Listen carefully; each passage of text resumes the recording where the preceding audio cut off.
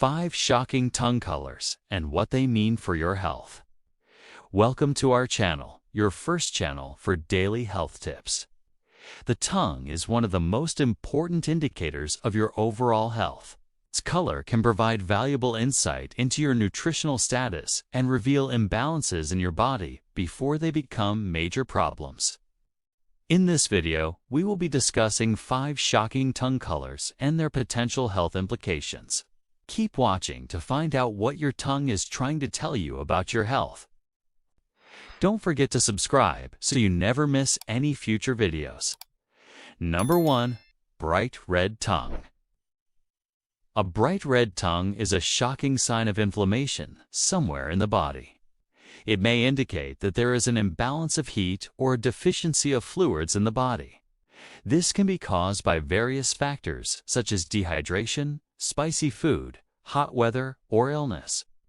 When the body becomes too hot, the blood vessels in the tongue dilate, causing it to appear bright red. A bright red tongue can also be a sign of vitamin B12 or iron deficiency anemia. In these cases, the tongue may be swollen and the person may experience symptoms such as fatigue, weakness, and pale skin. Other causes of a bright red tongue include scarlet fever, Kawasaki disease, and certain medications. Scarlet fever is a bacterial infection that causes a red rash all over the body as well as a bright red, swollen tongue. Kawasaki disease is a rare condition that causes inflammation of the blood vessels, which can lead to a bright red tongue. Certain medications, such as rifampin and minocycline, can also cause a bright red tongue as a side effect. It's important to note that a bright red tongue is not always a cause for concern. However, if it persists for more than a few days, it is important to seek medical attention. 2. Pale tongue. A pale tongue can be a sign of anemia, iron deficiency, or poor circulation. When the body doesn't have enough red blood cells or hemoglobin, the tongue may appear pale because there is less blood flow to the area. This can be caused by a variety of factors such as chronic blood loss, malnutrition, or bone marrow disorders. People with anemia may also experience shortness of breath, fatigue, and weakness. Another cause of a pale tongue is poor circulation. This can be caused by a number of factors such as peripheral arterial disease, heart disease, or diabetes. Poor circulation can also cause other symptoms such as cold hands and feet, numbness and tingling in the extremities, and slow wound healing. If you notice that your tongue is pale, it is important to see your doctor for a checkup. Your doctor will perform a physical exam and may order blood tests to determine the underlying cause of your pale tongue. 3. Yellow tongue. A yellow tongue is a shocking sign of liver dysfunction. It indicates that there is an excess of toxins or a buildup of bilirubin in the body. This can be caused by a variety of factors such as hepatitis, cirrhosis, or drug-induced liver damage. A yellow tongue can also be a sign of gallbladder or pancreatic disease. When the gallbladder is not functioning properly, it can cause a backup of bile, which can lead to a yellow discoloration of the tongue. Similarly, pancreatic disease can cause digestive enzymes to back up into the bile ducts, leading to a yellow tongue. Other causes of a yellow tongue include smoking, drinking through a straw, and eating highly pigmented foods, such as carrots or turmeric. It's important to note that a yellow tongue is not always serious, but it should be evaluated by a medical professional to rule out any underlying liver or gallbladder issues. 4. Black tongue. A black tongue is a shocking sign of poor oral hygiene or a buildup of bacteria and toxins in the mouth.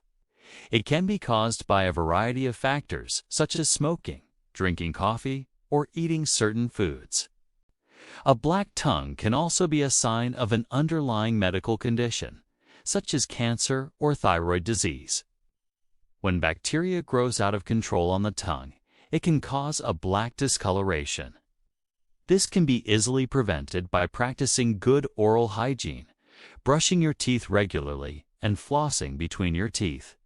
You should also avoid smoking and drinking coffee in excess, as these habits can contribute to the growth of bacteria on your tongue. If you notice that your tongue is black and you have difficulty brushing it, you should consult a doctor or dentist for professional cleaning. 5. White tongue. A white tongue is a sign of Candida overgrowth. This is a type of fungus that normally lives in the mouth, but it can grow out of control when the body's immune system is weakened. A white tongue caused by Candida overgrowth is often accompanied by other symptoms such as redness, soreness, and cracks in the tongue. It can also cause a loss of taste and make it difficult to swallow. This condition can be easily treated with antifungal medication prescribed by a healthcare professional. Other causes of a white tongue include chronic alcohol use, smoking, poorly fitting dentures, and certain medications, such as antibiotics. If you notice that your tongue is white and you have difficulty speaking, you should consult a doctor or dentist. What are some ways to improve the health of your tongue? There are several things that you can do to improve the health of your tongue. First, you should practice good oral hygiene. This means brushing your teeth twice a day with fluoride toothpaste, flossing between your teeth once a day, and cleaning your tongue regularly. You should also avoid tobacco products and limit your intake of sugary foods and drinks.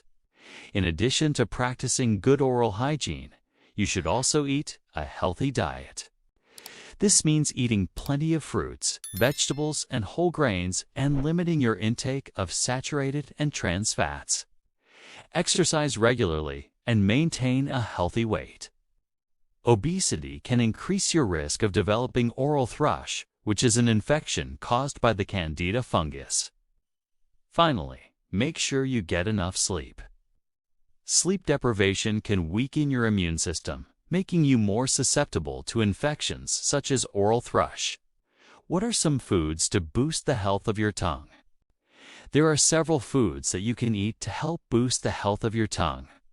First, you should eat foods that are rich in antioxidants. Antioxidants help protect your cells from damage caused by free radicals. Free radicals are unstable molecules that can contribute to the development of disease. Some good sources of antioxidants include berries, dark chocolate, and green tea. Second, you should eat foods that are high in probiotics. Probiotics are beneficial bacteria that live in your gut. They play an important role in maintaining good oral health. Some good sources of probiotics include yogurt, sauerkraut, and kimchi. Finally, you should eat foods that are rich in vitamins and minerals. Vitamins and minerals are essential nutrients that support overall health. They also play an important role in maintaining good oral health. Some good sources of vitamins and minerals include leafy green vegetables, nuts, and seeds. Your tongue can tell you a lot about your overall health. By paying attention to the color of your tongue, you may be able to catch a health problem early. So don't ignore this important indicator. If you notice any changes in the color of your tongue, be sure to talk to your doctor about it. Thank you for watching our video on 5 shocking tongue colors and what they mean for your health. We hope that you enjoyed the video and learned something new. If you did, please hit the like button and subscribe to our channel for more health-related videos. We would also appreciate it if you could leave a comment below with your thoughts on the video. We value your feedback and are always looking for ways to improve our videos for you. Until next time, stay healthy, stay informed, and take care of your body. Remember that small changes can make a big difference in your overall health and well-being.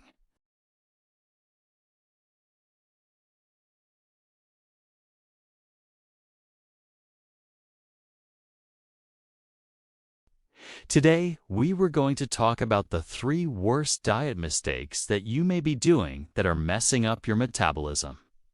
And of course, I'm going to tell you how to fix them because so many people have a slow metabolism and they just keep gaining weight, especially women, after the age of 40. But guess what? You don't have to be 40. It can start much earlier than that. So if you're struggling with your metabolism, watch this video. Okay, mistake no. One is that you're eating too frequently through the day. So we have snacking all day long. What happens when you do that? Well, no. 1. You get these little insulin spikes throughout the day, and it keeps your body in this constant state of being hungry. 'Cause, if you really look at it, what causes hunger? Hunger is caused by having high blood sugar, and then your cells suck up the blood sugar.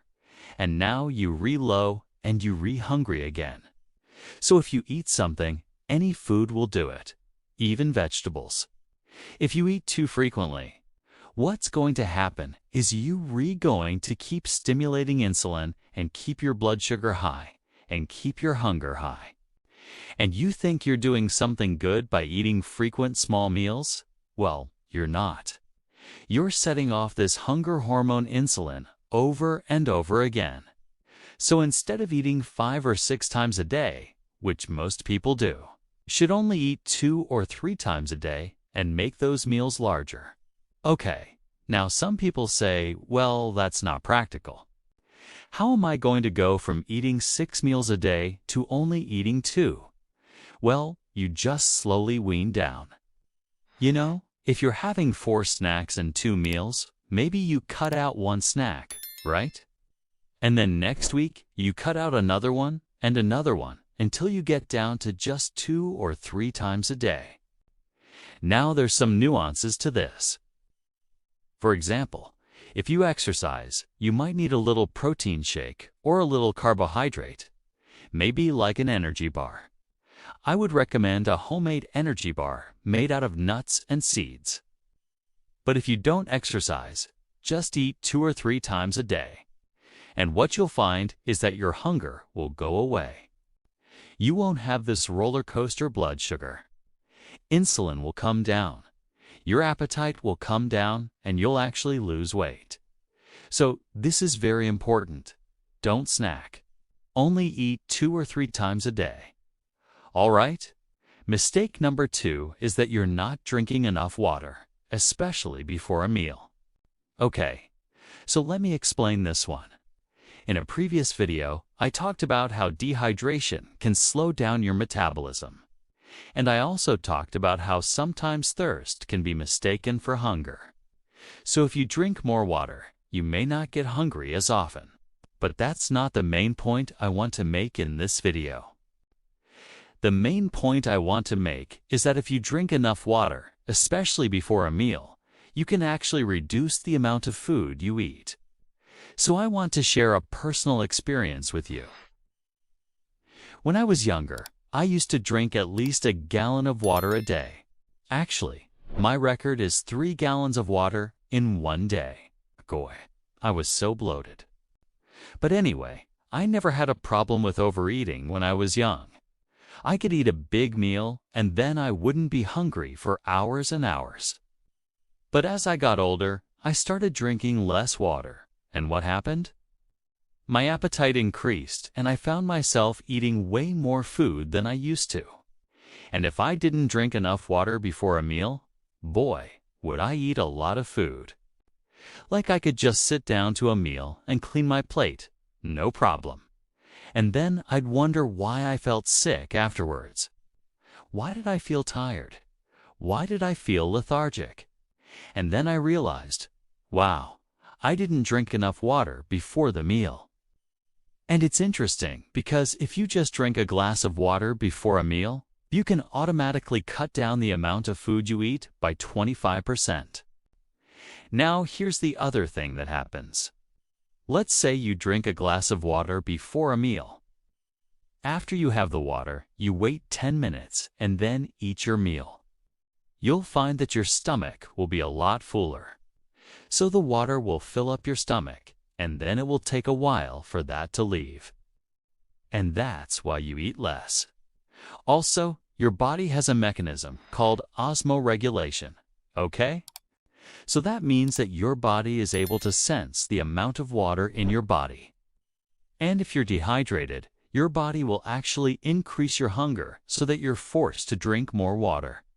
And this is why when you drink water, especially before a meal, you will actually become less hungry and you'll automatically reduce the amount of calories you consume.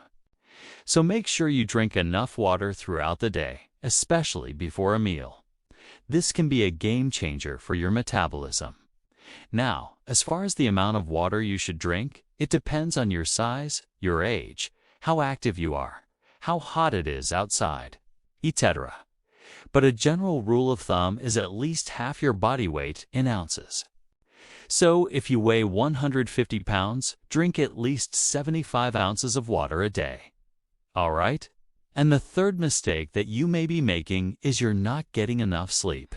Okay, there's actually studies that show that if you're sleep deprived, that alone can make you gain weight.